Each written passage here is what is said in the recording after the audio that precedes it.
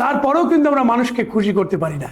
একটু ময়লা দেখলেই ভিউয়ার্সরা ছবি তুলেই ছেড়ে দেয় ফেসবুকে, যেন আমরা কিছুই করছি না। আমাদের এই মহানগরীর বর্জ্য ব্যবস্থাপনা করতে যেয়ে আমরা নানা ধরনের সমস্যার সম্মুখীন হয়েছি। তার মধ্যে প্রথম সমস্যা হচ্ছে মানুষের বিহেভিয়ারটা চেঞ্জ করা। বর্জ্যটাকে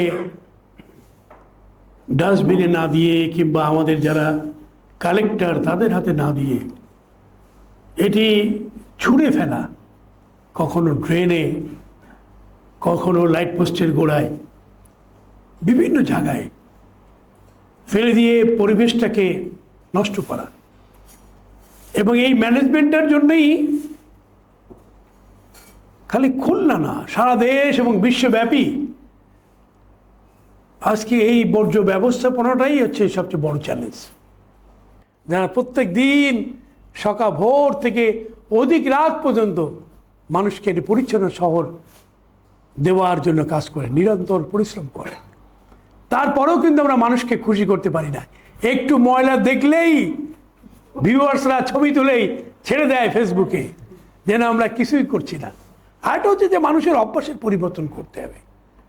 এই যে জানালা দিয়ে 3 তলা 4 তলা থেকে ময়লা ছুঁড়ে ফেলা ড্রেনের দিকে, বিভিন্ন জায়গায় রাস্তার দিকে, এই অভ্যাসটা পরিবর্তনের জন্য আমাদের অ্যাওয়ারনেস প্রোগ্রাম চালু করতে হবে শহরে।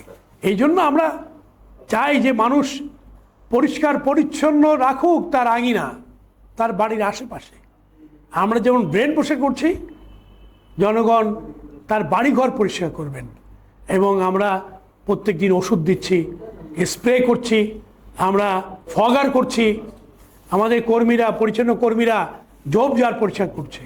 আমরা এত মানুষের বর্জ্য, 10 লাখ লোকের জন্য প্রয়োজন যে জনবল, সেই জনবল আমাদের নাই।